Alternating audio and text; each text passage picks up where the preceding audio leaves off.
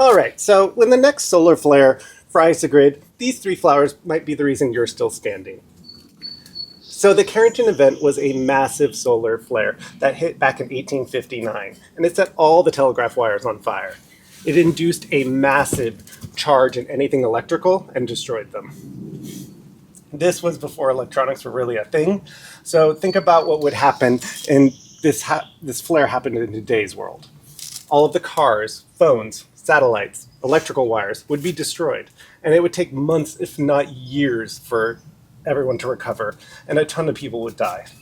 Honestly, these flowers will help you survive multiple types of apocalypse: zombie, magnetic pole switch, supervolcano. So today I'm going to talk about the three flowers you can grow as a little bit of extra insurance against this outcome. I'm Gardener Koo with my ride or die Nacho, and I'm going to help you survive.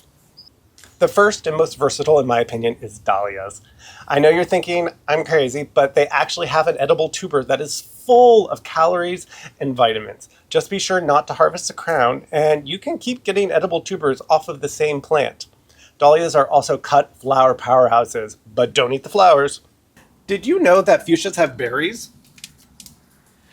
These blackberries honestly don't taste like a lot, but most importantly, they are chock full of vitamin C and antioxidants. You don't want to catch scurvy in this post-apocalyptic hellscape. They also have edible flowers that are great on a salad for a pop of color. If you've been enjoying this video, please hit like and subscribe. Next, we're going to talk about wound care.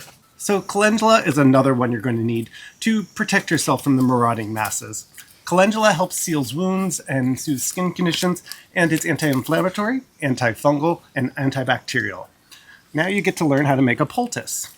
Nothing like ancient European and ancient Egyptian technology to save the day. To make a poultice, you want to use the flower petals of the calendula. You can use them fresh or dried, so you can store some for the treacherous months ahead.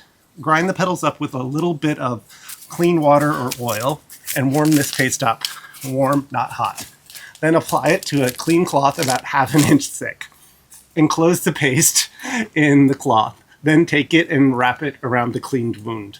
Secure the bandage or another cloth and leave it on for 20 minutes to overnight. Remove the poultice if it becomes uncomfortable or if it dries out. Oh, and I forgot to say, make sure you're using clean hands to make this, and also you want to spot test to make sure you're not allergic to the calendula.